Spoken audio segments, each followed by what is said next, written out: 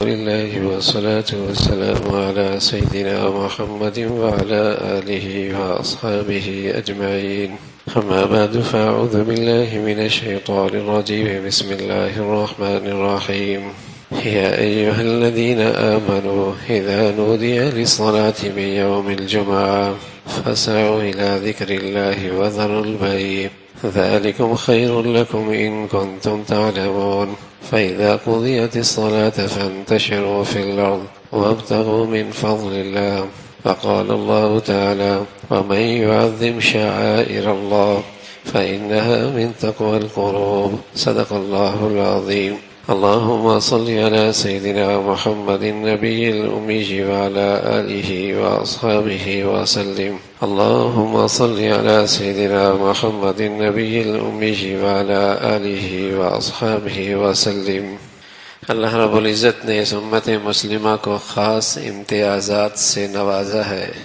عید الفطر ہے یا عید الاضحیٰ ہے، یہ اس امت کی خصوصیت ہے کہ یہ عید الاضحیٰ عید الفطر میں نماز ادا کرتے ہیں. اسی طرح جمعہ یہ بھی امت مسلمہ کا خاص شعار ہے.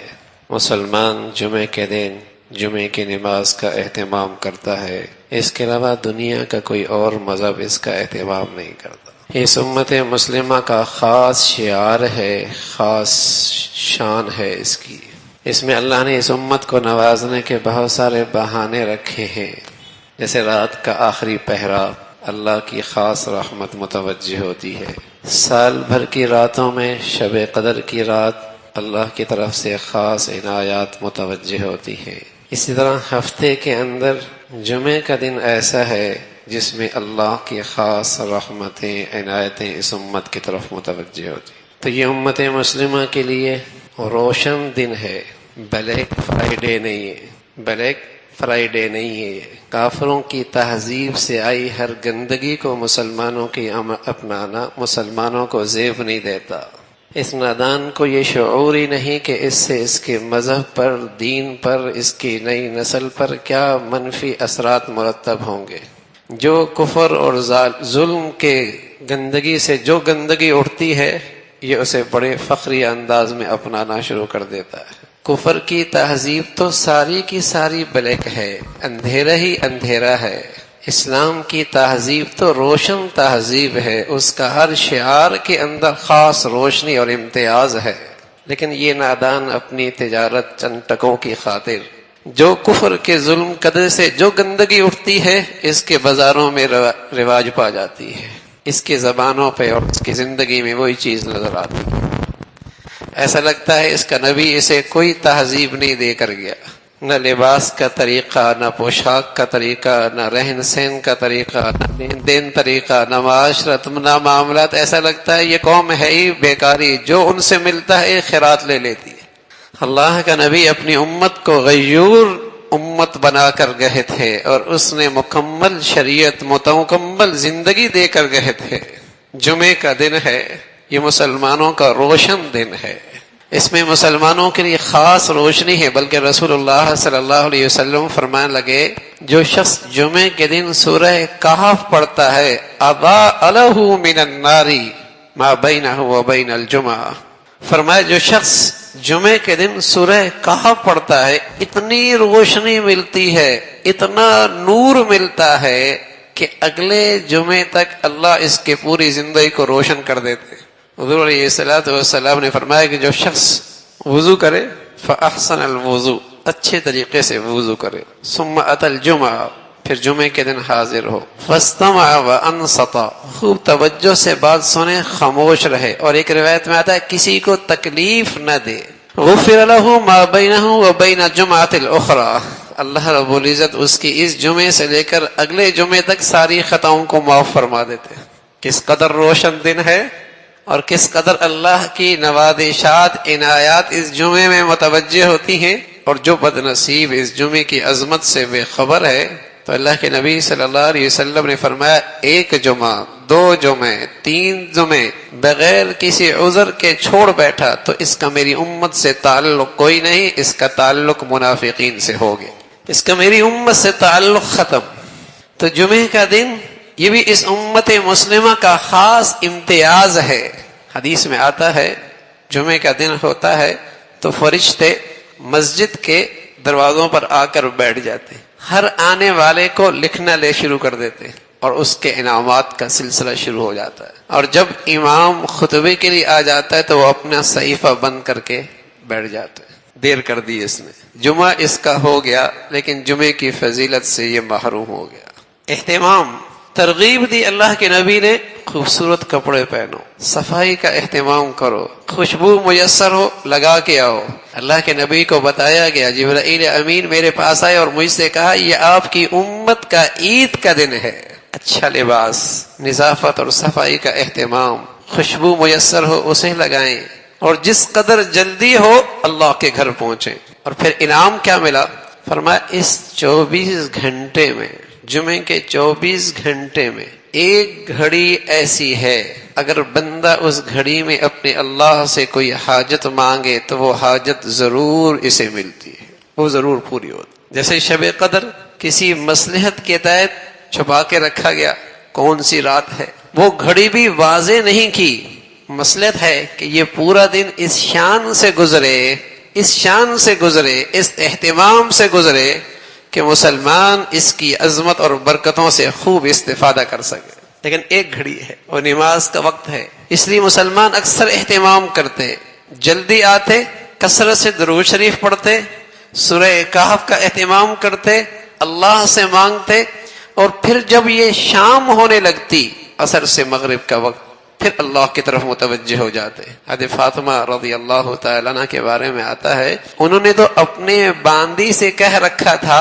جب جمعے کا دن جمعے کے دن کی آخری گھڑیاں ہوں تو میں کسی بھی کام میں ہوں تو مجھے بتا دیا کرو تاکہ میں اس گھڑی میں اللہ کی طرف متوجہ ہو جایا کروں۔ تو یہ امت مسلمہ کا خاص شعار ہے، اس لیے حکم ہے جب جمعے کی اذان ہو جائے پھر کوئی لین دین کرنا حرام ہے، پھر جائز نہیں۔ ہاں وَإِذَا قُضِيَتِ الصَّلَاةُ، جب نماز پوری ہو گئی، ابتغوا من فضل اللہ، اب تم اپنا رزق تلاش کرو، نکلو گے، ضروری پھر بھی نہیں، نکلو گے تو اب تمہیں نرا رزق نہیں ملے گا، اس میں اللہ کا فضل بھی شامل ہو جائے۔ وَابْتَغُوا مِن فَضْلِ اللَّهِ، یہ اللہ کا فضل ملے گا تمہیں، اللہ کا فضل ملے گا، اس میں رحمت بھی ہوگی، برکت بھی ہوگی، انعام بھی ہوگا۔ وَابْتَغُوا مِن فَضْلِ اللَّهِ، تو مسلمانوں کے اپنے دن ہے، اپنی تہذیب ہے، اپنے شعار ہیں، یہ بہکاری قوم نہیں ہے جو غیروں سے گندگی اٹھائی وہ اپنے بازاروں میں رواج دے دیا۔ تو اس دن کی خاص فضیلت ہے کہ اس میں اللہ کو خوب یاد کیا جائے، اس کی فضیلت رسول اللہ صلی اللہ علیہ وسلم نے بتائی ہے۔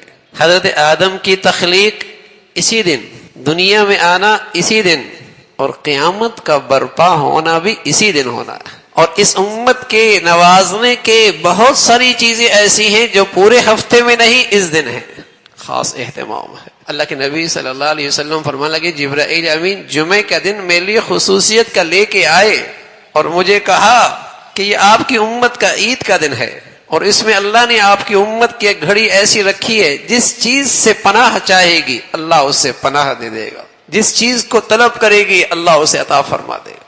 تو یہ امت مسلمہ کا شعار ہے، جمعے کا اہتمام، اور یہ روشن دن نہیں بھائی، یہ روشن دن ہے، اس میں اندھیرا نہیں ہے، اس میں برکت ہے، اس میں رحمت ہے، اس میں اللہ کا فضل ہے، اس میں اللہ کی طرف سے بخشش کے فیصلے ہیں، نوازشات کے فیصلے ہونے ہیں۔ اس دن کون کتنا اللہ کی طرف متوجہ ہوتا۔ حضور علیہ الصلوۃ والسلام فرمایا کرتے تھے اس جمعے کے دن مجھ پر کثرت سے درود پڑا کرو، کثرت سے درود پڑا کرو۔ اور اللہ کے نبی کی سنت ہے مغرب، جمعرات سے مغرب سے لے کر جمعے کی مغرب تک 24 گھنٹے میں جب موقع ملے سورہ کہف کا اہتمام کرو۔ آپ علیہ الصلوۃ والسلام نے فرمایا اس جمعے سے لے کر اگلے جمعے تک اللہ اس کے سارے دنوں کو روشن کر دے گا، اس کی خطاؤں کو معاف کر دے گا، ایسی فضیلت ہے اس کی۔ تو اللہ رب العزت نے اس امت مسلمہ کو اپنے نبی کے صدقے نوازنے کے بہت سارے انداز رکھے ہیں، انہی میں پورے ہفتے میں یہ خاص جمعے کا دن بھی ہے کہ مسلمان اس کا کتنا اہتمام کرتے ہیں ابتغوا من فضل اللہ، جاؤ اللہ کا فضل تلاش کرو، لیکن نماز سے پہلے نماز کا اہتمام ہو۔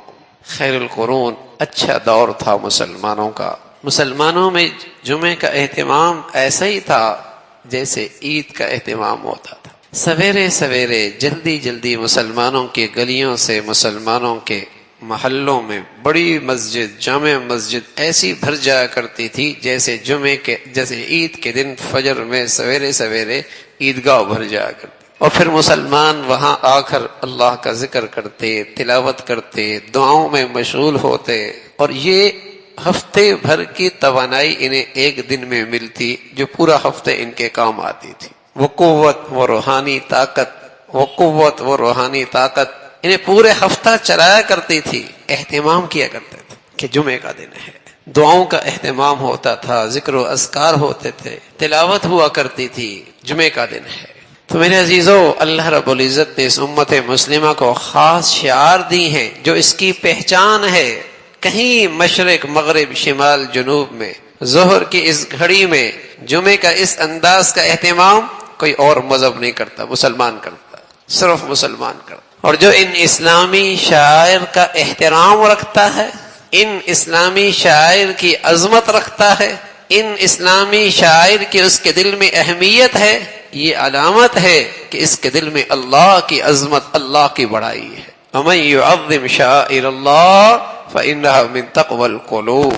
یہ اسلامی شاعر ہیں، ان کی عظمت، ان کا احترام، ان کی اہمیت، ان کا اہتمام، یہ مسلمانوں کے ایمان کا تقاضا ہے کہ واقعی ان کے دلوں میں اسلام کی عظمت، اللہ کی بڑائی ان کے دلوں میں ہے، تو ان شاعر کا اہتمام کر رہے ہیں۔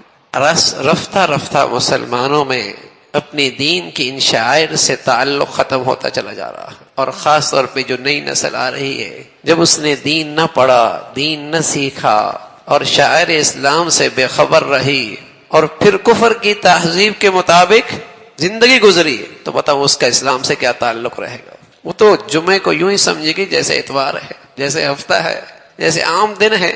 جیسے وہ عام دنوں کے اندر نماز چھوڑ دیتے ہیں، وہ ایک وقت آئے گا جمعے کی بھی نماز چھوڑ دیں گے۔ اور جو باہر کی دنیا مخلوق جا رہی ہے، اس کا حال یہی ہے، اس کا حال یہی ہے۔ ان کے ہاں سارے دن برابر ہیں اور سارے اوقات برابر ہیں، اور یہ سمجھ بیٹھی ہے مخلوق کہ بس صرف چونکہ کلمہ مل گیا، لا الہ الا اللہ محمد الرسول اللہ، بس اب کچھ بھی کرتے رہیں اسلام رہے گا، اسلام رہے گا۔ حالانکہ رسول اللہ صلی اللہ علیہ وسلم نے فرمایا کہ جو جمعے کی عظمت سے، احترام سے، اہمیت سے بے خبر ہے اور بغیر کسی عذر کے اس کا اہتمام نہیں کرتا، اس کا پھر میری امت سے تعلق ختم ہو جاتا۔ تو پہلے کسی چیز کی عظمت رخصت ہوتی ہے، اس کا احترام ختم ہوتا ہے، اس کا اہتمام نکلتا ہے، پھر وہ عمل بھی نکل جاتا ہے، پھر اس کا عمل بھی ختم ہو جاتا ہے۔ تو میرے عزیزو، کفر کدے سے اور ظلمت کی ان جگہوں سے جو بھی چیز آ جائے اسے اپنا لینا، یہ مسلمان کی شان نہیں ہے۔ انہوں نے اپنے دسمبر کے دنوں میں ہمیں یہ سبق پڑھا دیا کہ یہ سال کے بڑے دن ہیں۔ وہ اپنے مذہب کے لحاظ سے تو کہہ رہے ہیں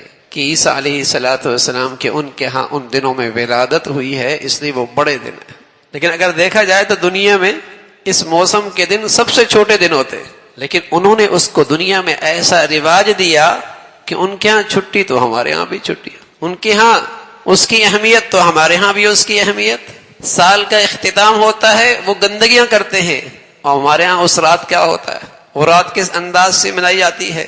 کہنے میں یہ مسلمانوں کی اولاد ہے، لیکن اپنے شاعر سے، اپنی زندگی سے کہیں بھی مسلمان نہیں لگتی، کہیں سے بھی مسلمان نہیں لگتی۔ نہ اس کی زندگی میں عبادات ہیں، نہ معاملات ہے، نہ معاشرت ہے، نہ وہ تہذیب ہے، کہنے میں مسلمانوں کی اولاد ہے۔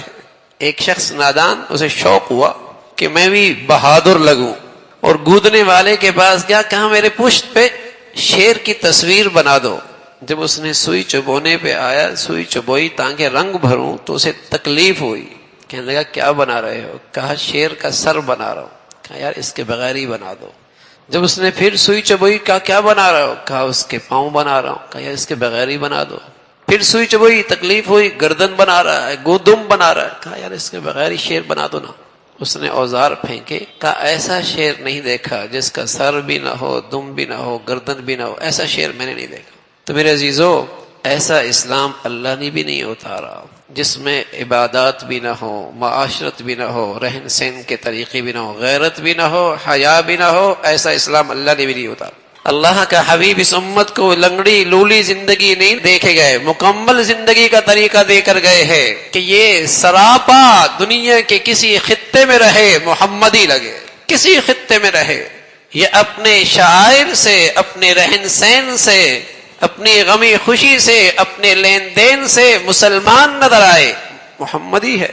اگر کسی اسکول کا بچہ، سارا کے سارے بچے ایک لباس میں نظر آتے ہیں تو کہا جاتا ہے اس اسکول میں بڑا ڈسپلن ہے، دیکھو موزوں سے لے کر کیپ تک، ہاں، اور پینٹ سے لے کر جس کی شرٹ تک سب کا کلر ایک جیسا ہے، بڑا ڈسپلن ہے اس ادارے کے اندر۔ کوئی یہ نہیں کہتا کہ اس ڈسپلن سے پڑھائی کا کیا تعلق ہے، تعریف کی جاتی ہے، ڈسپلن ہے۔ اگر مسلمانوں سے کہا جائے کہ تمہارا رہن سہن، پہننا، پوشاک، کھانے کے طور طریقے سارے ایسے ہوں، محمد رسول اللہ کے امتی لگو، دنیا میں کہیں آؤ لگو، یہ مسلمان ہے، یہ مسلمانوں کا ڈسپلن تھا۔ لیکن کہتے ہیں بڑا تنگ نظر ہے، ان چھوٹی چھوٹی باتوں میں کیا رکھا ہے، ادھر تعریف ہے، ادھر تنگ نظری کا جملہ ہے۔ کہتا ہے بڑی تنگ نظری ہے کہ کہنا لباس یہ پہن لو، کھانا اس طریقے سے کھا لو، یہ الفاظ استعمال نہ کرو، یہ چیز استعمال نہ کرو، بڑی تنگ نظری ہے۔ تنگ نظری نہیں، یہ غیرت کا تقاضا ہے۔ محمد الرسول اللہ صلی اللہ علیہ وسلم کی زندگی اپنانا اس امت کی غیرت کا تقاضا ہے، اور نبی کے دشمنوں سے جنہیں میرے نبی کی زندگی سے نفرت ہے ان سے اعراض کرنا یہ تو غیرت اور ایمان کا تقاضا ہے کہ مسلمانوں کی اپنی تہذیب، اپنے شعائر ہیں۔ اللہ رب العزت بھائی اپنی نبی کی سچی عظمت محبت نصیب فرمائے۔ آخر دعوانا ہم ہیں اچھے بچے، ہم کو اللہ والا بننا ہے، پیارے مرشد کی صحبت میں مرشد جیسا بننا ہے۔ کرتے ہیں یہ عہد خدا سے، جھوٹ نہ ہرگز بولیں گے، غیبت اور چغلی سے بچ کر ہی اب ہم لب کھولیں گے۔